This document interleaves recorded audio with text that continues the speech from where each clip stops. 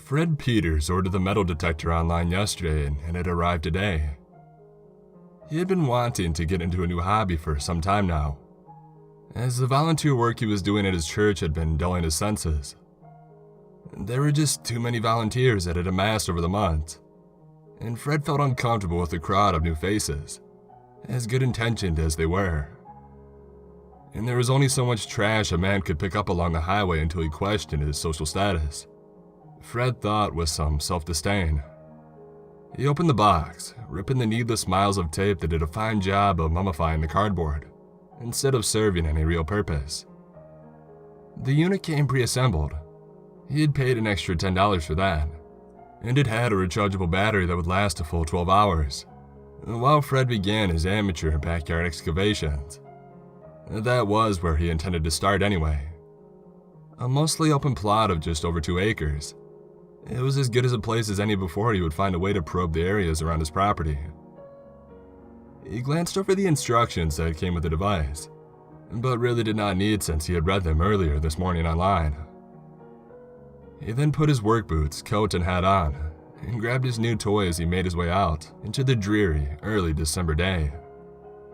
It had begun to snow lightly. The only sounds were the occasional vehicle making its way past Fred's house, most of them being neighbors that Fred gave a warm smile to and he waved. He turned the device on, adjusting the sensitivity according to what he read, versus what he knew about the consistency of the soil on his property. An amateur as he might be, but he was determined to start things off as accurately as an amateur explorer might. He began making his way to the very edge of his property, near the road, walking slowly towards the wooded area owned by Mr. Johnson. The light snow had coated Fred's yard so that the blades of grass looked like lost green, a limbless soul swimming in a sea of ice. He silently thanked Mr. Johnson as he walked towards the corner of his yard. The old man had gave his approval to Fred the day before to search the woods in the event he discovered that his backyard in Montana was not, in fact, the final resting place of the Ark of the Covenant. He continued his scanning for the next 2 hours, finding nothing but the remains of a blue thumbtack and a fishhook that took almost 10 minutes to uncover with his small garden shovel. An ancient fishhook, Fred thought. The World Archaeological Bureau was bound to be pounding his door down, Fred thought with a hint of frustration. Assuming that organization even existed. He'd have to Google that later, he thought as he ran his hand through his hair. He tossed the fishhook back in disdain, the small metal object burying itself in the snow that now accumulated above Fred's ankles. He approached the back corner of the opposite side of the property, and as he did so, the metal detector made the telltale electronic belching sound that indicated something larger than a farmer's lost fishing hook was below. He waved the device around, looking for the strongest signal, and he began to dig. And dig he did, with that handheld shovel. Almost an hour passed and Fred uncovered nothing but dirt, rocks, and some sort of wooden bead. After about 45 minutes, he had managed to dig a hole 2 feet in diameter and 3.5 feet deep, with nothing to show for it, except for the sweat and self-deprecation. Throwing down his shovel with a curse, Fred fired his detector back up and scanned the small crater he had just made again. Nothing. Not a belch, not a peep, not a whisper. Static. Looking around while clearing his sweat-soaked temples, he decided that he would fill the hole in later and continue his search into Mr. Johnson's property. It was much more dense. Some pathways were naturally formed by how the trees grew. Other paths were formed by youngsters over the years, who used them to play games that Fred's memory long forgot. He made his way into the thicket, following the snow-dusted path that led from his property. The instructions stated that the snow shouldn't be a problem for the device, and Fred hoped that this was true, as he said a silent prayer to discover something. Anything. After all, no one else in the community was doing this particular hobby at the moment, so that left Fred as the resident expert, he thought as he made his way deeper into the thicket. And suddenly, a sound. It was similar to the one that he had heard about an hour before. Much more pronounced, though. Fred wiped the layer of snow aside and began digging more fervently than before. This damn thing better not be defective, even with the warranty. Cheap foreign-made bullshit. Fred said to himself, now using his hands to expedite the digging process. A feeling.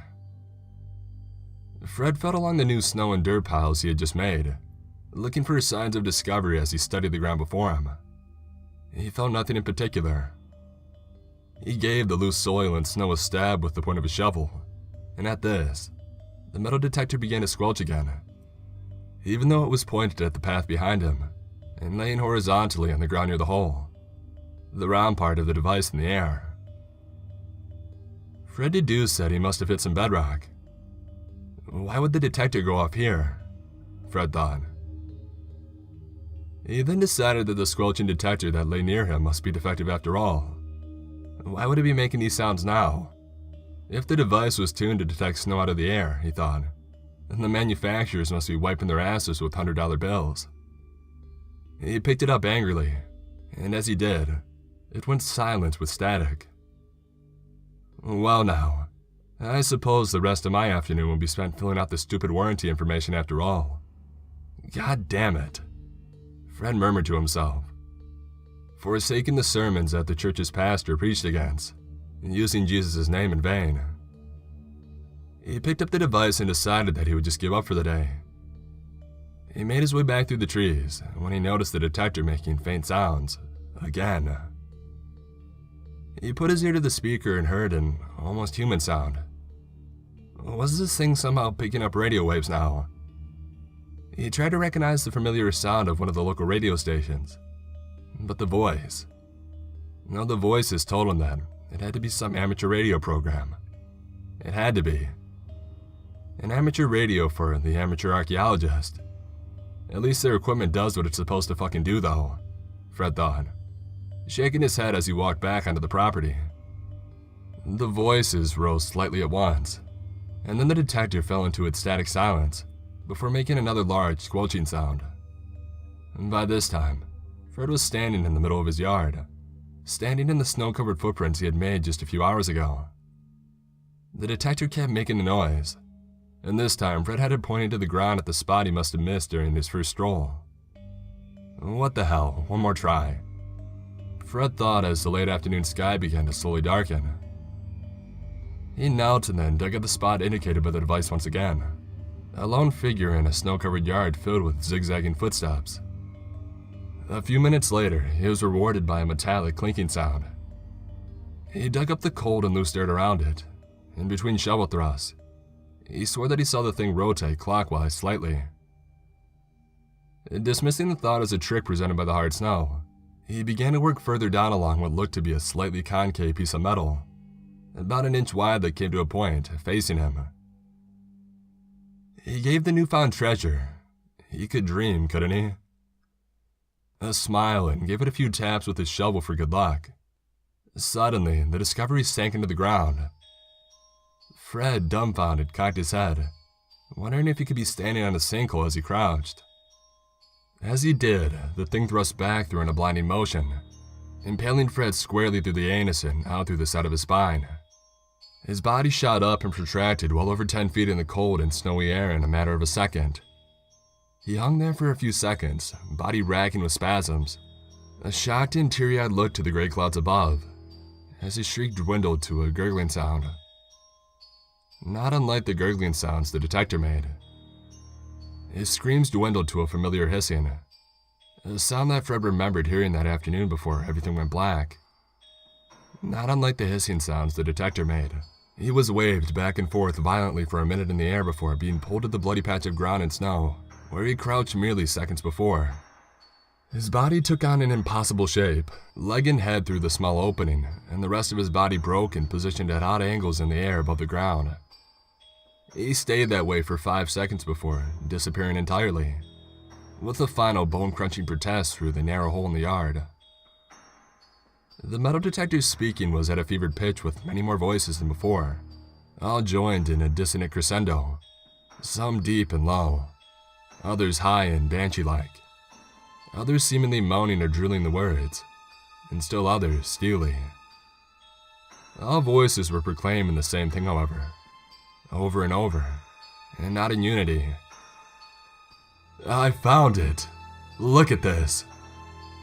All voices in thousands of different languages and tones, but saying those same broken exclamations.